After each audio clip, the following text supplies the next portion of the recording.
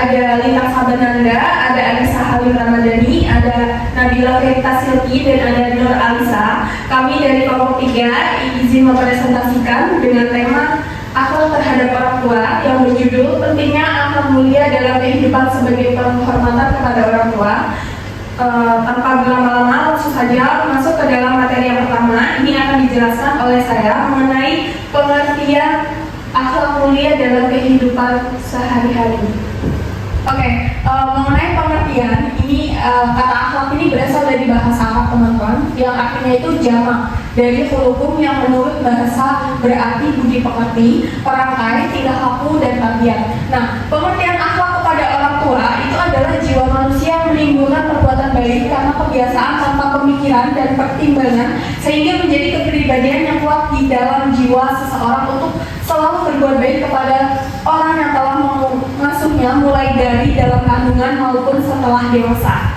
Oke. Selanjutnya akan dilanjutkan pembahasannya oleh rekan saya, Lailitia Dominastivi. Penjelasan selanjutnya tentang dalil nakli kepada orang tua. Yang pertama adalah tentang hadis. Hadis yang pertama itu pahala berbakti kepada orang tua seperti jihad.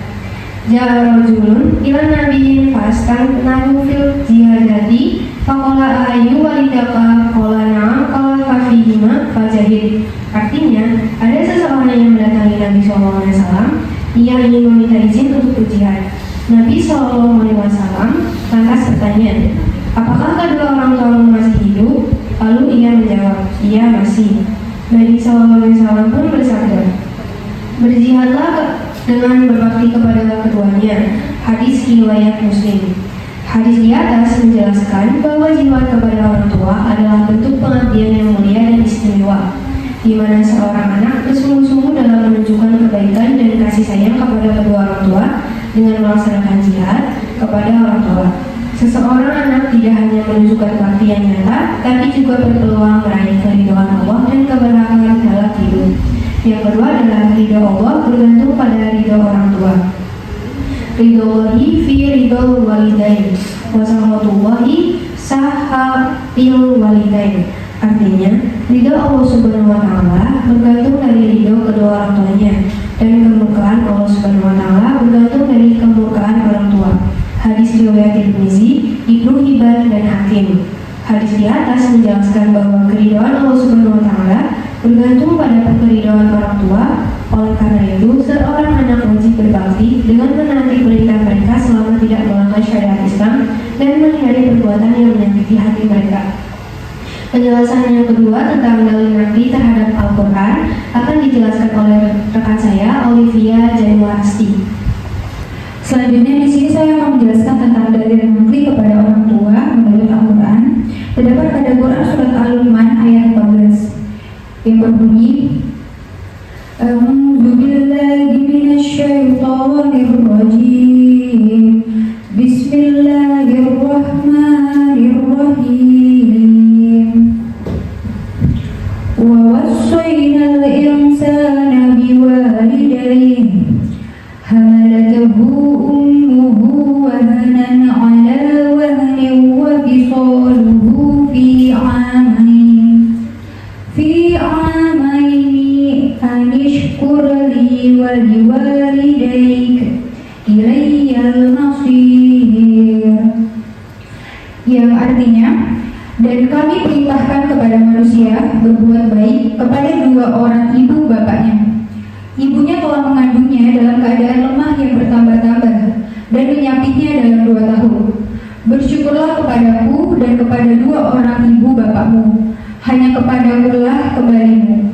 Berbuat baik kepada orang tua adalah kewajiban yang mutlak atau fardhu ain, baik bagi setiap anak.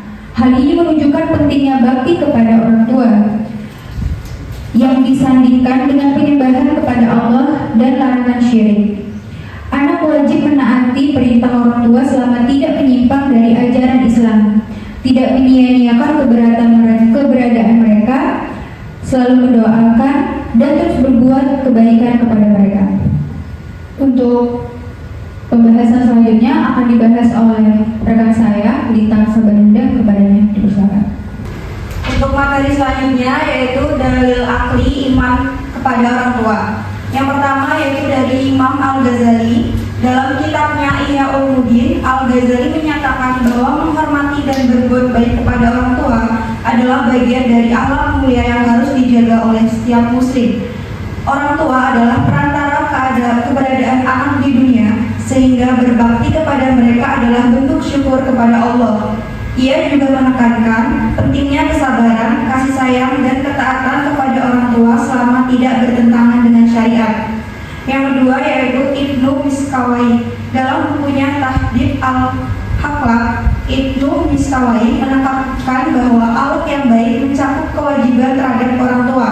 Ia menyebutkan bahwa orang tua memiliki hak besar atas anak karena mereka adalah sebab eksistensi anak dan telah mendidiknya. Berbuat baik kepada orang tua adalah tanda kedewasaan moral dan kecerdasan emosional.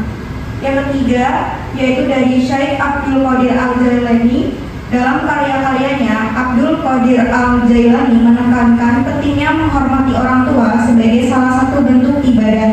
Ia menegaskan bahwa seorang anak harus selalu mengutamakan orang tua, mematuhi perintah mereka selama tidak melanggar agama, dan mendoakan mereka baik saat hidup maupun setelah wafat. Untuk materi selanjutnya akan dijelaskan oleh rekan saya, Anissa Halim Ramadhani. Selanjutnya ada contoh perilaku terpuji. Yang pertama, mencerminkan akhlak mulia, menghormati orang tua yang sedang berbicara. Menghormati orang tua saat berbicara berarti mendengarkan dengan penuh perhatian tanpa mencela pembicaraan. Hal ini menunjukkan penghargaan terhadap pengalaman, pendapat, dan nasihat mereka. Sikap ini juga mencerminkan rasa hormat terhadap peran orang tua dalam kehidupan anak. Yang kedua, membantu meringankan pekerjaan orang tua. Membantu meringankan pekerjaan orang tua seperti membersihkan rumah, mencuci piring, dan membantu belajar menunjukkan rasa peduli dan tanggung jawab sebagai anak. Tindakan ini juga membantu meringankan beban orang tua dan menunjukkan sikap kasih sayang dalam keluarga. 3. Bertutur kata yang penuh sopan dan santun.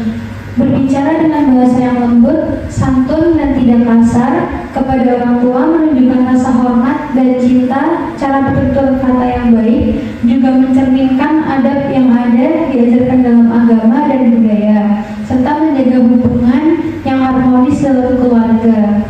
Yang keempat, membuat orang tua merasa bangga. Melakukan hal-hal positif seperti berprestasi di sekolah, bersikap baik, atau membantu sesama bisa membuat orang tua merasa bangga. Ini mencerminkan rasa syukur atas kasih sayang dan pengorbanan mereka serta keinginan untuk membahagiakan mereka. Yang kelima adalah segera melaksanakan perintah orang tua atau tidak menundanya. Taat kepada perintah orang tua selama itu tidak bertentangan dengan nilai agama atau moral merupakan bentuk penghormatan. Melaksanakan perintah tanpa menunda-nunda menunjukkan kedisiplinan, tanggung jawab, dan kesadaran atas pentingnya menghormati keinginan mereka. Materi selanjutnya akan dijelaskan oleh rekan saya, Nabila Feridia Siluki. Selanjutnya di sini saya akan memberikan contoh perilaku tercela terhadap orang tua. Yang pertama adalah tidak menyela pembicaraan orang tua. Yang berarti menyela pembicaraan orang tua merupakan perilaku yang tidak sopan dan menunjukkan kurangnya penghargaan terhadap mereka. Hal ini bisa membuat orang tua merasa tidak dihormati. Sebagai anak, mendengarkan dengan baik ketika orang tua berbicara adalah bentuk penghormatan dan adab yang seharusnya dijaga. Yang kedua adalah membiarkan orang tua bekerja keras tanpa bantuan, yang berarti membiarkan orang tua bekerja sendirian, terutama jika anak mampu membantu, menunjukkan sikap anak mampu membantu dan peduli dan tidak berempati.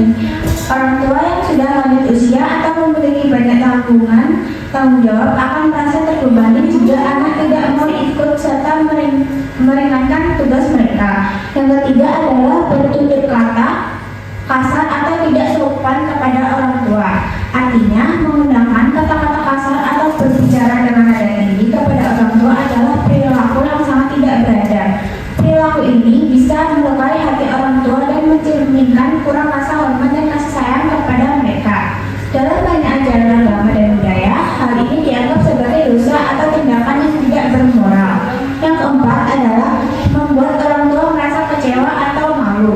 Melakukan hal-hal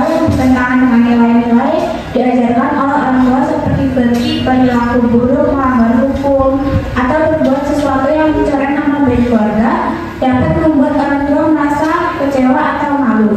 Perasaan ini tidak hanya menyakiti hati mereka, tetapi juga merusak hubungan antara anak dan orang tua. Yang terakhir, yang kelima adalah menunda atau tidak melaksanakan perintah orang tua. Menunda atau bahkan tidak melaksanakan perintah orang tua menunjukkan sikap tidak patuh dan tidak menghargai otoritas mereka. Orang tua bisa merasa diabaikan atau tidak dihormati ketika permintaan mereka tidak diprioritaskan. Sikap ini bertentangan dengan nilai-nilai ketaatan dan penghormatan yang seharusnya dimiliki seorang anak. Selanjutnya, materinya akan dijelaskan oleh Nur Alisa. Baik, untuk materi ini saya akan menyampaikan saran bagi generasi penerus agar berperilaku terpuji terhadap orang tua dengan cara beberapa berikut. Yang pertama, hormat dan patuh. Selalu menghormati, mendengarkan, dan menjalankan nasihat mereka. Yang kedua, berkomunikasi dengan baik, bersikap sopan, jujur, dan terbuka saat berbicara dengan orang tua.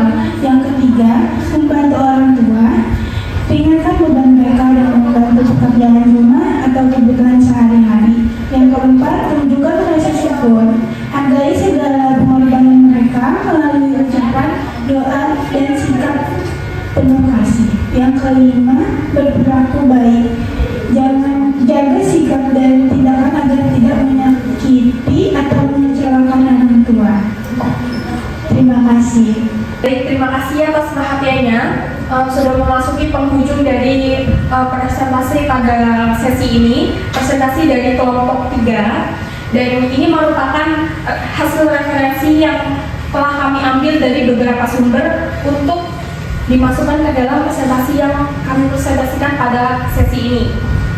Sekian presentasi dari kelompok kami. Jika ada kekurangan kami mohon maaf. Kami akhiri. Wassalamualaikum warahmatullahi wabarakatuh.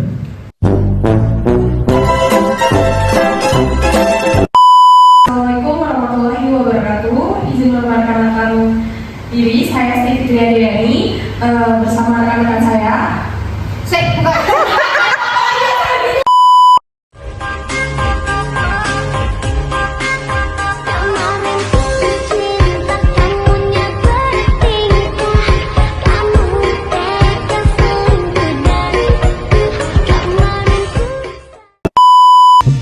Kemesraan ini janganlah cepat